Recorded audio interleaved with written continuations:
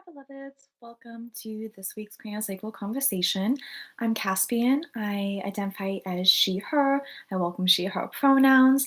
And I'm a craniosacral practitioner, which just means I'm somebody who practices again and again how to live relationships internally and externally, how to relearn how body communicates, those nonverbal ways of communicating, and feeling ways that messages can get throughout whole body and that we're not moving faster than any one part of us. So I just love embracing our multiplicities.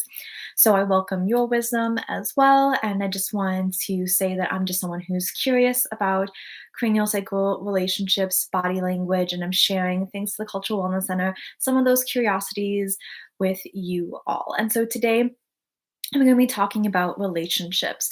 I really appreciate watching this other YouTube video from Veritasium called The Longest Running Study on Happiness. And relationships got brought up a lot in that video, and there was a lot of research about health, happiness, and relationships, how relationships can help a person be healthier and people are happier when their body feels good for longer, right? And I wanted to have that be a topic this week because it feels like sometimes health wellness can feel very like I'm trying to get to the point where I can be healthy myself or I can be like a complete unit myself. Like I take these supplements, I do these exercises, but of course, like who made those supplements?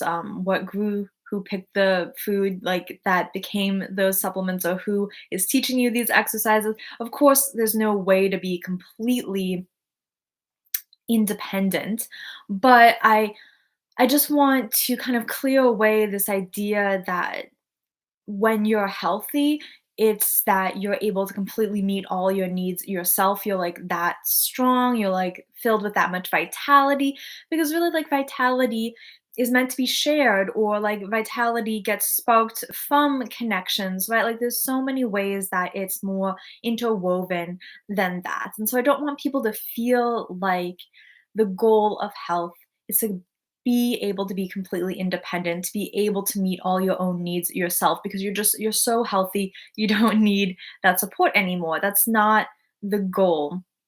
But of course, everyone gets to set their own goals for their healing journey, their life journey, what they want from themselves, their relationships, life. But I just kind of wanted to, like I said, kind of clear away that message of, or kind of end goal of healing being like I'm now strong enough to take care of myself always, because there's so many health benefits to relationships that it's like it's your whole life, right? It's not just like one and done kind of a thing. And I think a big part of wanting to feel good and have more vitality is that then you have more energy to share, to have joy. And I used to get confused, like, why does it seem like it takes energy to be happy? It feels like happiness is false or something. But really, I learned so much from cats. Like, after they've eaten, they want to cuddle. It's like you need the energy to cuddle and connect and have joy. And that's what energy is for. But also in the Veritasium video, they were talking a lot about how harmful chronic stress is for people. And if you're not aware of that yet, that's a big um, literature on, there's a lot of literature on how terrible chronic stress is for the human body, for any any living being, and that relationships can be that buffer against stress. When someone has a really stressful day and they have a friend they can talk to or call, or someone they can come home to and hug or something, that can lower stress. People can then get out of that chronic stress state instead of continuing into that chronic stress state and never having a relief or break from chronic stress. So relationships really help with what's becoming a health epidemic of chronic stress. Living in, well, I offer craniosacral on the homelands, the Dakhóta people, and then the Anishinaabe and HoChunk people here in Minnesota, Mokoche. So that is Minnesota. That is in what's termed the United States of America, if you believe in America or not. And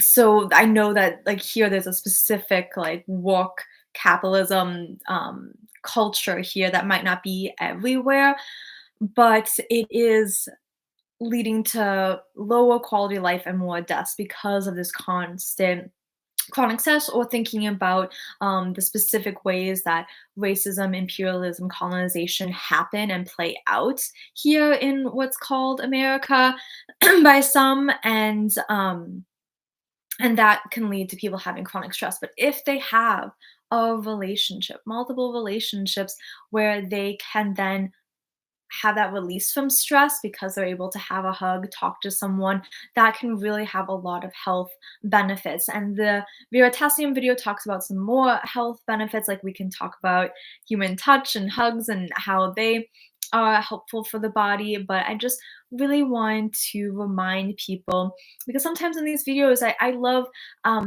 reminding you of your ability to be your own healer, that you can bring your hands like a craniosacral practitioner does in session. You can bring your hands to yourself as well and offer craniosacral to yourself. But what is it? What are the benefits when you know that someone else cares about your life as well? Someone else is slowing down enough to care about your life as well. And so I really love the reminder, being a twin, that sometimes just that feeling of like you're not going through life alone can feel like so much support. And I know for myself, a big part of like wanting to, like I said, feel more vitality, feel stronger, healthier, is so then it feels like I have more to share. I'm able to more easily feel joy, feel my emotions, feel connection, be able to be more present with people so that I don't have like some slow thinking. I can be that quick-witted and make people laugh. Like that feels like what I want the image of like healthiness to be, vitality to be, is like laughter, being able to laugh and make other people laugh, being able to be present enough to know what relationships need, because there's so many types of intelligence, right? And I think that that social intelligence is such a huge form of intelligence, being able to sense the emotions of someone, read the room, and then make someone laugh, jokes, like having the emotional intelligence, the humor intelligence. There's so many types of intelligence that require energy, right? It's not just the person who can sit down and read a book, or like sit down and look at a problem, or sit down and think through a problem and a solution. It's also that social intelligence. And like we would think that you need energy to sit down and power through reading or solving some complex engineer problem or something, you do need energy, right? To be able to sense your own emotions, feel other people's emotions, by like reading the room and being able to make jokes, make people laugh, hold information in your head of like remembering to ask people about how their family is and things. And so vitality can be for relationships, and that's a huge part of health as well. So what I'm getting at is like, when you have energy and you go walk out for your health, you could also have energy and go connect with someone, go over to their house and listen to music together and talk about that. Like that's just as good for your health, just as important for your health as well.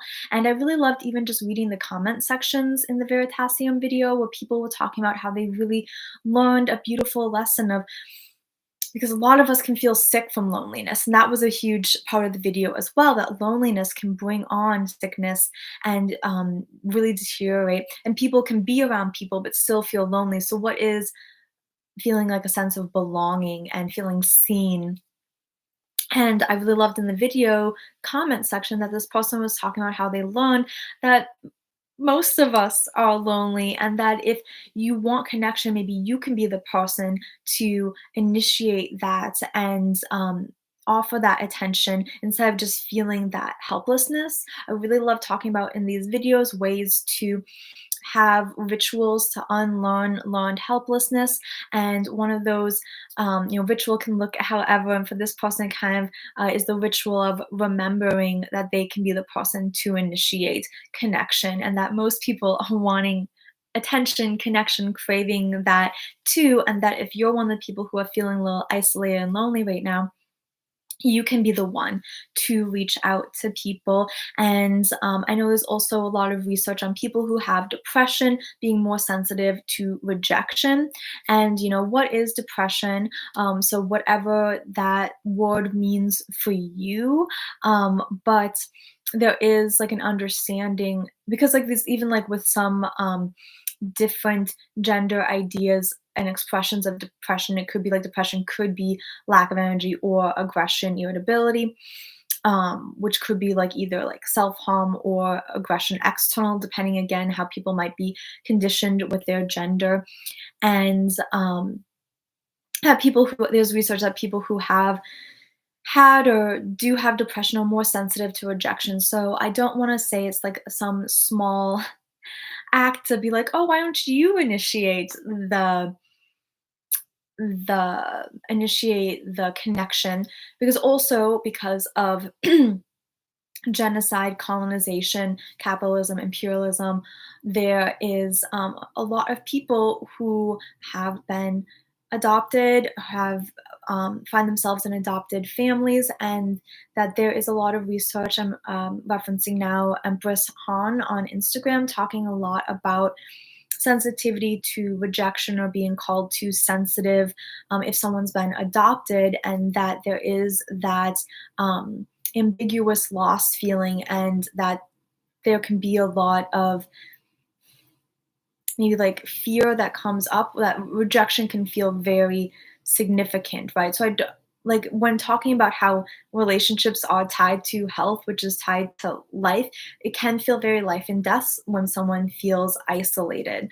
And I just kind of gave some examples of how someone's like gender or depression or adoption status can be informing how much it can feel like a risk to have social isolation or to initiate connection and get that rejection. So again, this is like a muscle, right? So when thinking about vitality and health, having energy and then going to work out for health, that having energy can also go towards how to navigate social connections as well. And that's a huge part of health and something you can do for your health as well that requires that energy so that you can have a feeling like I'm already full, and then this would be an addition, like whatever helps a person. Like I've already seen that I can offer myself some attention through if maybe I'm in a group and I'm unable to speak because all the extroverts have already spoken and now we need to move on or something. I can like have a relationship with myself and think, well, I thought my thought was funny or intriguing. Oh, I like, can like feel that relationship with my inner voice of like, well, I saw that I am smart enough too, that I noticed that too, that pattern, but like someone else was quicker to say it to the group or something. Like, I hope that you can have energy be for having a really strong relationship with yourself. So when reaching out for that also needed external relationships, there can be still a sense of fullness. So if there is a rejection, there is still that core relationship, or be that relationship with earth or spirit or what have you, that can give that sense of grounding, or relationship with music, your creativity, whatever can, if you're aware that rejection can feel very life or death, that what can you do to have that core relationship first and then go into that feeling of risk. But I want to let people know that that's a huge part of health as well, just like working out, just like choosing healthy foods, that vitality and energy can look like that. That happiness, health can look like full relationships, and that when people have made decisions for relationships instead of job success or school success or something like that, that is a huge shift towards being a person who honors life, and that is a very strong, intelligent skill that not everyone has. And so I want to name that so that people can see things to be proud of that maybe don't readily get recognized or feel invisible. What are those little things of like pattern shifting, needing energy to pattern shift, and that can be a huge part of creating a healthy life and being a part of healthy lifestyle. So I want to shift some of like how a healthy lifestyle is getting a little bit like co-opted, that it always has to be um one image of what a healthy lifestyle is, with like juices and like I don't know, but that laughing with friends, listening to music with friends, and discussing, feeling, crying together, that's just as important for health and can look like you staying on a healthy regimen or something like that, just like morning stretching or something. And so I really want to close this video by reminding you how important your relationships are. And if you currently feel like you don't have as many, that they can come.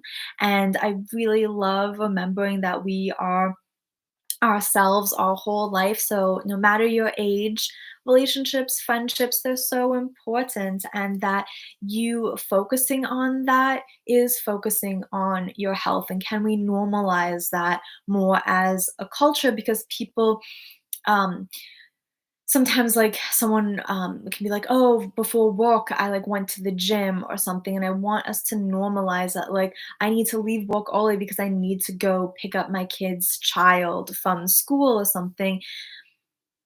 My kid's child, my friend's child. I'm like, that sentence didn't sound right. That these things are, I want to be normalized too, of like, oh, that person is doing a lot for their health, which then puts less stress hormones into our collective air, right? Getting back to the collective and our interconnectedness, because thinking about our breath in and out, that we are telling each other constantly through the air how stressed we are, or the world is, how much the like fear there is, through what hormones and chemicals and I didn't look up exactly the science behind this, so I'm just kind of speculating about like what's released through sweat, through breath, that is in our collective environments. And so anything you can do to calm yourself down, to feel grounded, can also support the collective feeling calm and grounded. And I know with the current administration, there's a lot to be stressed about, a lot of real fears um, coming true, like real fears happening right now for a lot of people. And also, I really appreciate Indigenous people talking about how the apocalypse has already come for some people, that the end of the world has already happened to some people. So I don't want to act like this is a new moment. America has always had genocide, empire, enslavement, colonization from the very beginning of America being created, not talking about the land itself, or to bring in personhood, or like the land herself. I'm not talking about that. I'm talking about the concept of nation states, right? The concept of America, that like this isn't new, and at the same time, for some people, it might be happening to their group of people, or it's happening in new ways, thinking about how slavery still continues but is more so the prison industrial complex, or now these deportation center camps. And so it's still happening, it might look differently. So I just wanted to name that as well, that like a lot of these extra stresses and fears are real right now, have been real, and also how relationships can help with that in this moment. And like thinking about what are deep relationships, what are relationships that can lower those stress hormones, that can be healthy relationships, that can help people get through these times and get to the collective liberation, the re-indigenizing times. And so what can you do right now to be offering that level of relationship to other people? What can you do right now to remember relationships are important right now? And maybe that's always been with you and your people, of like knowing the value of relationships and survival, and some people might need that reminder right now that yes, we need to be doing calling like Congress members, need to be doing mutual aid, but also that time sitting listening to music together with friends can do so much as well. So thank you for this relationship conversation. Again, I want to honor all of your wisdom if you know a lot of this. So just engage with what resonates, leave what doesn't.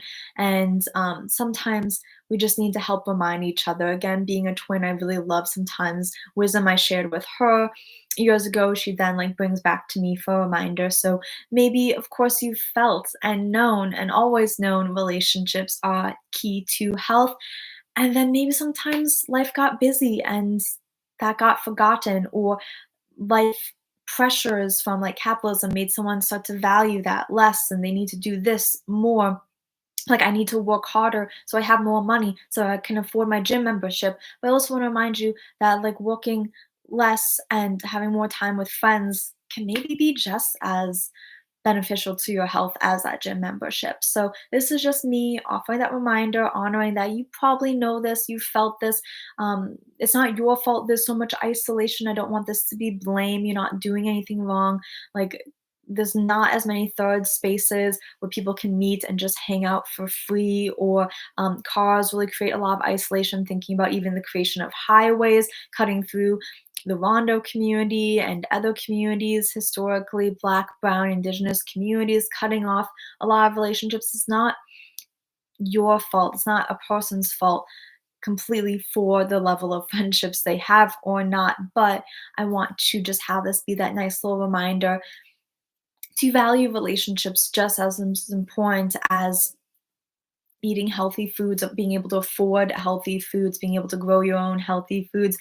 Um, because too, right? It's like I can offer this, you can offer that. Like getting away from these systems is so much about relationships, and I really love remembering that we came from gift economies.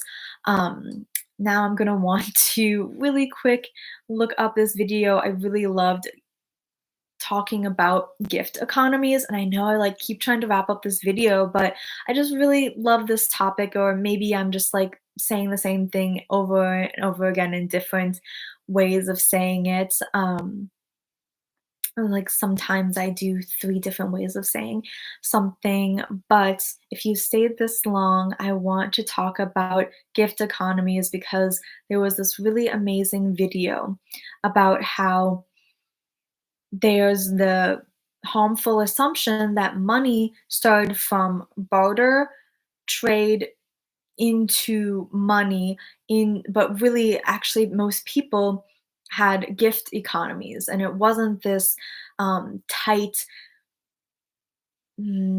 how to keep track of like exact this for that. It was a lot more about sharing because recognizing that our collective liberation, our collective survival is all tied together. So I want to get this video because I really like this person, how they said it. Now, did I pass it? I'm in the signal chat. I think I might have passed it. Trying to remember. This is what happens when I'm like, oh, let me just throw this in also. And I didn't have it pulled up or prepared. Oh, okay, here we go. Perfect. So the YouTube video is called How the Barter Myth Harms Us by Andrewism. Andrewism. How the Barter Myth Harms Us. And so again, even like when people can start to like come up with different narratives that talk about how money and capitalism and like the past, we used to, oh, we need all these systems in government because the past, oh, people used to murder each other or like fight for food or this or that, or like there's always been money but it was just like trade before something.